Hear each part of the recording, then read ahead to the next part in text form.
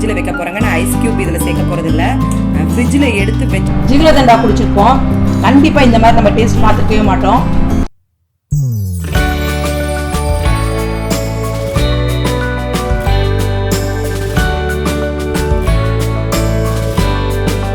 Hi friends, இது உங்கள் சுமி பொக்கிஷம். இன்றைக்கி காலையில் வந்து கோதுமை தோசை தாங்க, அதுவும் குருமாவும் இருந்துச்சு. மாவு தீர்ந்தனால கொஞ்சம் மாவோடு சேர்த்து கோதுமை தோசை ஊற்றியாச்சு. அடுத்து நான் வாங்கிட்டு வந்த எல்லா பொருளையும் அந்தந்த பாக்ஸில் எடுத்து வைக்கிறேங்க. ஏன்னா நான் எல்லாத்தையும் இப்படி தான் பாக்ஸில் தான் எடுத்து வச்சுக்கிறது.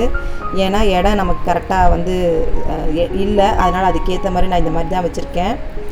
சோப்பு போடுறதெல்லாம் சோப்பு எடுத்து போட்டுக்கிறது. ஷாம்பு பாட்டில் வாங்கினா இவங்கெல்லாம் வந்து ஊற்றி தீர்த்துடுறாங்க. அதனால் நான் ஷாம்பு பாக்கெட்டாக வாங்கி வச்சிடுறது.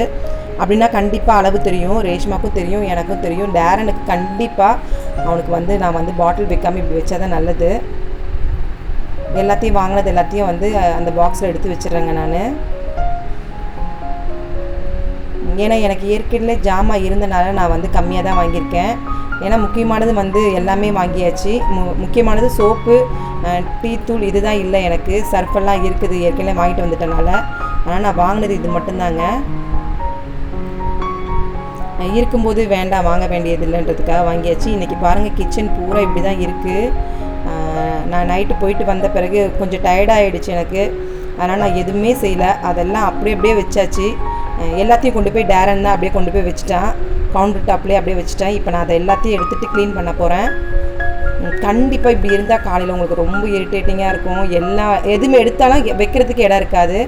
அதனால் நான் அது எல்லாத்தையும் எதில் பாக்ஸில் எடுத்து வைக்கணுமோ அதெல்லாம் எடுத்து வச்சுக்கிறேன். நான் இந்த மாதிரி தான் ஒரு பிளாஸ்டிக் பக்கெட் வச்சுருக்கேன். அதில் இவங்களோட ஸ்நாக்ஸ்லாம் எடுத்து வச்சுப்பேன். அவங்களுக்கு கொஞ்சம் ஈஸியாக இருக்கும்.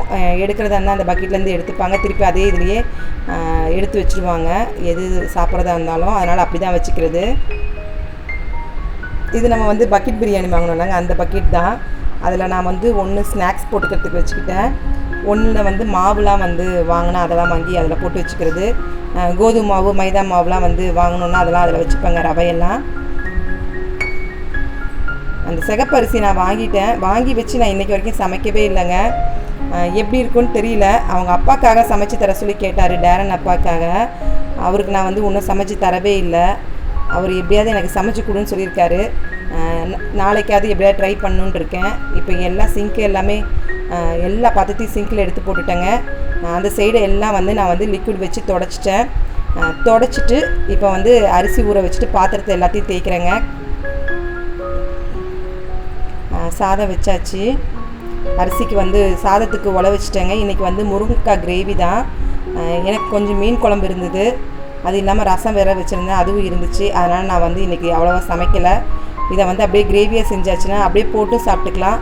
அப்படியே சைடில் வந்து நமக்கு வந்து அப்படியே தொட்டுக்கிறதுக்கு முருங்கைக்காவும் ஆகிடும், இல்லை அப்படியே போட்டு சாப்பிட்றதாலும். அந்த மாதிரி தான் நான் வந்து முருங்கைக்காவை வந்து தேங்காய் அரைச்சி விட்டு நான் வந்து கொஞ்சம் செமி கிரேவி மாதிரி ரெடி பண்ண போகிறேங்க. அப்படி செஞ்சால் இங்கே எல்லாருக்குமே ரொம்ப பிடிக்கும். அதனால் நான் அதை தான் செய்ய போகிறேன். வெங்காயம் தக்காளிலாம் கட் பண்ணிக்கிட்டேங்க. நான் வந்து ஒரு 3 பெரிய வெங்காயமும் 2 சின்ன தக்காளியும் கட் பண்ணி வச்சுருக்கேன். அதுக்குள்ளே வந்து சாதம் உல கொதிச்சிருச்சு, அதனால் ரைஸ் சேர்த்துக்கலாம்.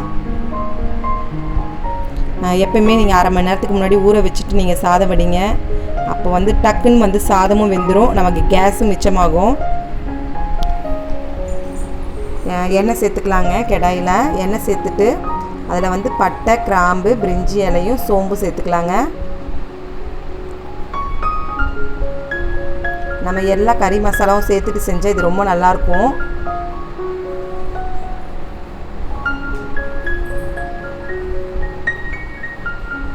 ஒரு சில பேர் கடுகு சேர்த்துட்டு செய்வாங்க.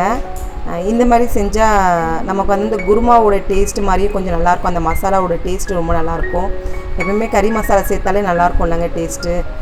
அந்த கறி ஃப்ளேவர் பிடிக்குன்றவங்களுக்கு கண்டிப்பாக இந்த மாதிரி நம்ம வந்து மசாலா வந்து பட்டை, கிராம்புலாம் சேர்த்துட்டா ரொம்ப நல்லாயிருக்கும். இப்போ வெங்காயத்தை நல்லா வதக்கிக்கலாங்க.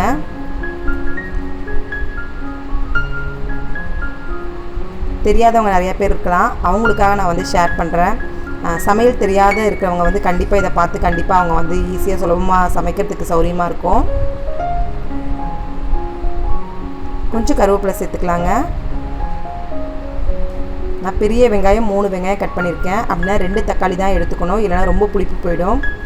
புளிப்பு போயிடுச்சுன்னா டேஸ்ட் இருக்காது. இப்போ வெங்காயம் வதங்கிடுச்சு. கொஞ்சம் இஞ்சி பூண்டு பேஸ்ட்டு சேர்த்துக்கலாம். நான் 1 ஸ்பூனுக்கு இஞ்சி பூண்டு பேஸ்ட்டு சேர்த்துக்கிட்டேங்க. சேர்த்துட்டு நல்லா வதக்கிக்கலாம். பச்சை வாடெல்லாம் போகிற அளவுக்கு வதக்கிக்கலாம். இப்போ நம்ம கட் பண்ணி வச்சுருக்க தக்காளி சேர்த்துக்கலாங்க. மஞ்சத்தூள் சேர்த்துட்டு நம்ம வதக்கிக்கலாங்க. நல்லா கொலைய வேகணும்.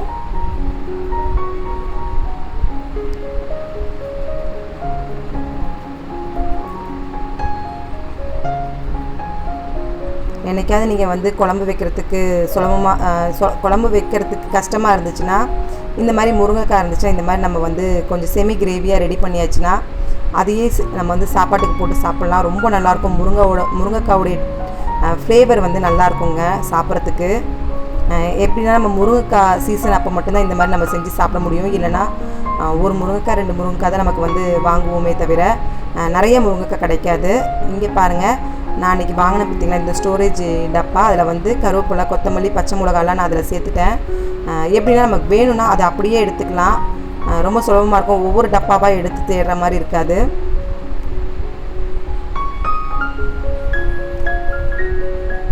அதில் நான் வந்து சேர்த்துட்டு உங்கள்கிட்ட காட்டவே இல்லை, அதனால தான் இன்றைக்கி அதை நான் ஷேர் பண்ணியிருக்கேன். இப்போ பாருங்கள், நல்லா வந்து தக்காளி வெங்காயம்லாம் நல்லா குழஞ்சி வெந்துருச்சு. இப்போ நம்ம முருங்கைக்காய் சேர்த்துக்கலாங்க.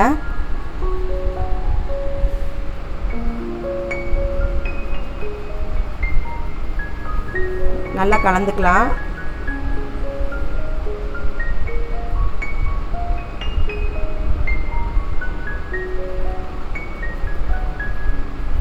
உங்களுக்கு எவ்வளோ காரம் தேவையோ அதுக்கேற்ற மாதிரி மிளகாய்த்தூள் சேர்த்துக்குங்க. நான் ஒரு 1.5 ஸ்பூனுக்கு மிளகாய்த்தூள் சேர்த்துக்கிட்டேங்க. அதோட கொஞ்சம் கரம் மசாலா சேர்த்துக்கலாங்க. அப்போ வந்து நமக்கு நல்ல ஒரு ஃப்ளேவர் இருக்கும். அதனால் நான் கரம் மசாலா சேர்த்துருக்கேன். கரம் மசாலா சேர்த்துட்டு நம்ம முருங்கைக்காய் வேகிறதுக்கு தேவையான அளவு தண்ணி சேர்த்துக்கலாங்க.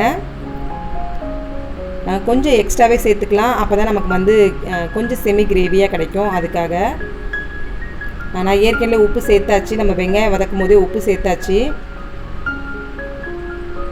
அதனால் உப்பு காரம் எல்லாம் கரெக்டாக இருக்குங்க. இப்போ நம்ம மூடி வச்சிடலாம். நம்ம முருங்கைக்காய் வந்து நல்லா வந்து வேகணும். இப்போ நம்ம அதில் அரைச்சி விடுறதுக்கு தேங்காயும் மிளகும் ஜீரகத்தையும் நல்லா நைஸாக அரைச்சி எடுத்துக்கலாங்க. நான் வந்து ஒரு 3 சில் தேங்காய் எடுத்திருக்கேன். இப்போ பாருங்கள், நம்ம முருங்கைக்காய்லாம் நல்லா வெந்திருக்கு. இப்போ நம்ம அரைச்சி வச்சுருக்க தேங்காவை சேர்த்துக்கலாங்க. இந்த மாதிரி மிளகு ஜீரகம் சேர்த்துட்டு நம்ம வந்து தேங்காயில் சேர்த்து அரைச்சிட்டு நம்ம இதில் சேர்க்கும்போது நல்லாயிருக்கும் அதோடய ஃப்ளேவரு. ஆனால் ரொம்ப நேரம் கொதிக்கக்கூடாது. கொதிச்சிச்சின்னா நமக்கு வந்து ஜீரகம் சேர்த்துக்கனால ஒரு மாதிரி ஒரு டேஸ்ட் மாறிடும். அதே மாதிரி மிளகும் வந்து கொஞ்சம் கசப்பு எடுத்த மாதிரி ஆகிடும். அதனால் 2 கொதி வந்தோடனே நம்ம ஆஃப் பண்ணிட வேண்டியதாங்க. இப்போ நம்ம சூப்பரான முருங்கைக்காய் கிரேவி ரெடி பண்ணியாச்சு. இது அப்படியே நீங்கள் சுட சுட சாத்தில் போட்டு சாப்பிட்டிங்கன்னா ரொம்ப சூப்பராக இருக்கும். இப்போ கொஞ்ச நாள் தான் நமக்கு முருங்கைக்காய் சீசன். அதுக்கப்புறமா முருங்கைக்காய்னாலே கிடைக்கிறதே ரொம்ப ரேர் ஆகிடும். இந்த மாதிரி முருங்கைக்காய் சீசன் இருக்கும்போது ட்ரை பண்ணி பாருங்கள். இன்றைக்கி நம்ம பார்க்க போகிறது ரபடி தாங்க. நான் 3/4 லிட்டர் பாலை நல்லா காய்ச்சி எடுத்துக்கலாம். நல்லா கொதி வந்து பொங்கின பிறகு நம்ம சிம்மில் வைக்க போகிறோம். இப்போ பால் பொங்கட்டும். அதுக்கு தேவையானது வந்து முந்திரி, பாதாம், பிஸ்தா. இங்கே பாருங்கள், எல்லாம் கட் பண்ணிகிட்டு இருக்கேன். முந்திரி, பாதாம், பிஸ்தா, கோவாங்க. நம்ம பால் கோவா இருக்குல்லங்க, அதுதாங்க. அது ஒரு ஆப்பிள் வேணும். ஃப்ரூட்டி டூட்டி கடைசியாக வந்து நம்ம மேலே வந்து டெக்கரேட் பண்ண போகிறோம். இப்போ பால் ஃபஸ்ட்டு பொங்கட்டும். பால் பொங்கின பிறகு நம்ம சிம்மில் வைக்க போகிறோம். இப்போ பாருங்கள், நம்ம பால் நல்லா பொங்கிடுச்சு. இப்போ நம்ம நல்லா கலந்துட்டு சிம்லேயே வச்சுக்கலாங்க. நடுவில் நம்ம நல்லா கிண்டி விட்டுக்கலாம், இல்லைனா அடி பிடிச்சிரும். நான் வந்து தண்ணி சேர்க்காத திக்கான பால் சேர்த்துருக்கேன். நீங்கள் அந்த மாதிரி பால் எடுத்துக்கோங்க. அப்போ தான் நல்லாயிருக்கும் நம்ம வந்து ரபடி செய்கிறதுக்கு.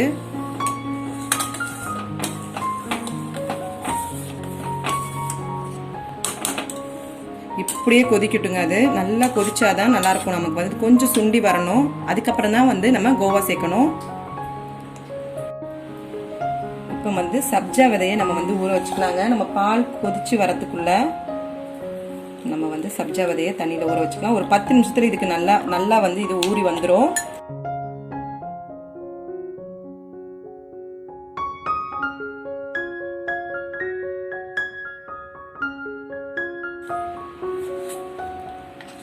அதில் சேர்க்குறதுக்கு ஆப்பிளை வந்து நம்ம நல்லா பொடிசாக கட் பண்ணி எடுத்துக்கலாங்க. ஆப்பிள் சேர்த்தா ரொம்ப நல்லாயிருக்கும் டேஸ்ட்டு. நம்ம வந்து ரெபடியில் இதை சேர்க்கும்போது இது நல்லா சாஃப்டாகிடும்.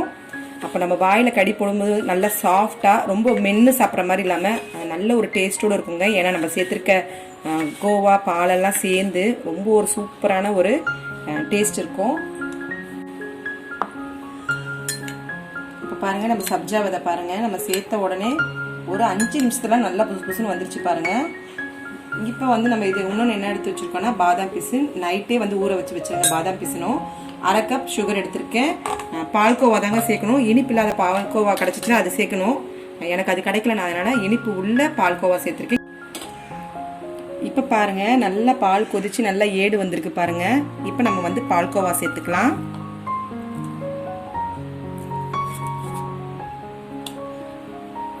நான் வந்து ஒரு 100 கிராமுக்கு பால்கோவா சேர்த்துருக்கேங்க. இதை நல்லா இப்படி கலந்து கொடுத்தாலே நம்ம பால்கோவா நல்லா கரைஞ்சிரும். இப்படி கலந்துட்டே இருந்தாலே போதுங்க. நல்லா கொதிக்க கொதிக்க அது கரைஞ்சிரும். நான் வந்து இனிப்பு சேர்த்த பால்கோவா தான் சேர்த்துருக்கேன். இனிப்பு இல்லாத பால்கோவா கிடச்சிச்சுன்னா வாங்கிக்கோங்க. அப்படின்னா நம்ம சுகர் மட்டும் கூட சேர்க்கணும். இல்லைன்னா இதே பால்கோவா நீங்கள் சேர்த்துக்கலாம். இந்த ரபடி கண்டிப்பாக நீங்கள் ரெடி பண்ணி பாருங்கள், ரொம்ப நல்லாயிருக்கும் டேஸ்ட்டு.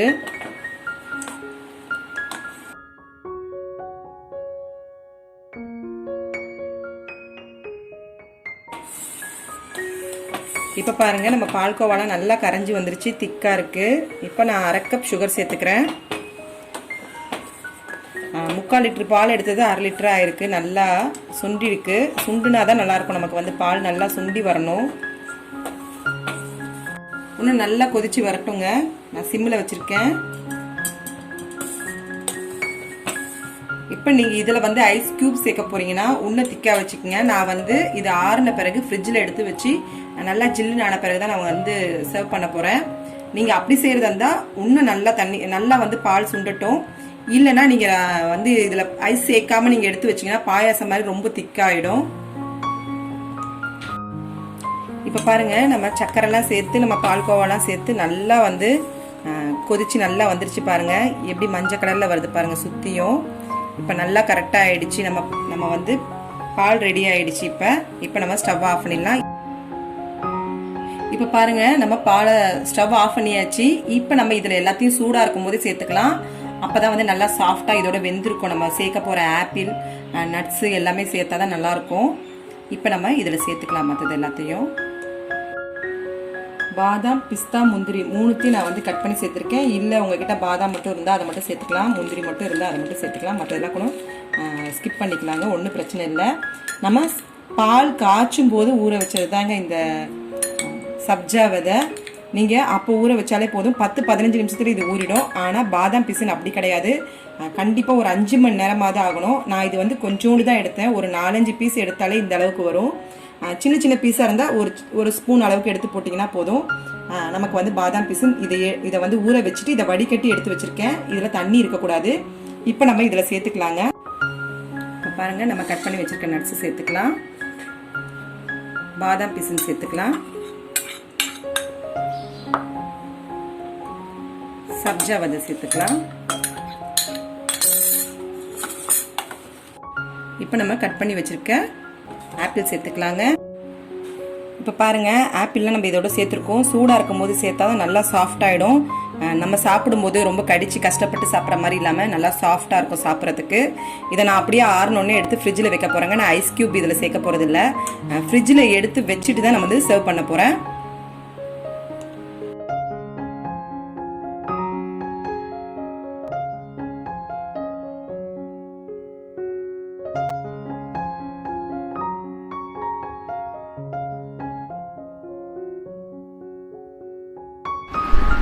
இப்போ நம்ம வந்து இதில் ஃப்ரூட்டி டூட்டி வந்து மேலே டெக்கரேட் பண்ணிக்கலாங்க. இந்த மாதிரி கலர்ஃபுல்லாக போட்டாலே எல்லாருக்கும் கண்டிப்பாக ரொம்ப பிடிக்கும். இப்போ பாருங்கள், நம்ம சூப்பரான ரெபடி ரெடி பண்ணியாச்சு. இதுக்கு ரெபடின்னு சொல்லுவாங்க, பால் சர்பத்துன்னு சொல்லுவாங்க.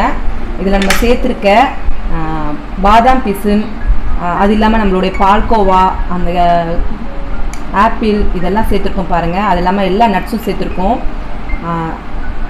சப்ஜா விதை சேர்த்துருக்கோம். அதெல்லாம் ரொம்ப சூப்பராக இருக்கும். கண்டிப்பாக உங்கள் வீட்டில் இந்த மாதிரி ட்ரை பண்ணி பாருங்கள். எப்படி இருக்குன்னு டேரன் வந்து டேஸ்ட் சொல்ல போகிறான். நம்ம அதில் சேர்த்துருக்க அந்த ஆப்பிளோடு சேர்த்து சாப்பிடும்போது, நட்ஸோடு சேர்த்து சாப்பிடும்போது தான் ரொம்ப சூப்பராக இருக்கும். அதனால் நீங்கள் அப்படியே குடிச்சிங்கன்னா பால் மட்டும் தான் வரும். ஏன்னா நம்ம நிறையா சேர்த்துருக்கோம் இதில். சூப்பராக இருக்குங்க. இது வேற லெவல், செம்ம. எப்படி இருக்குன்னு நான் உங்ககிட்ட சொல்கிறேன்.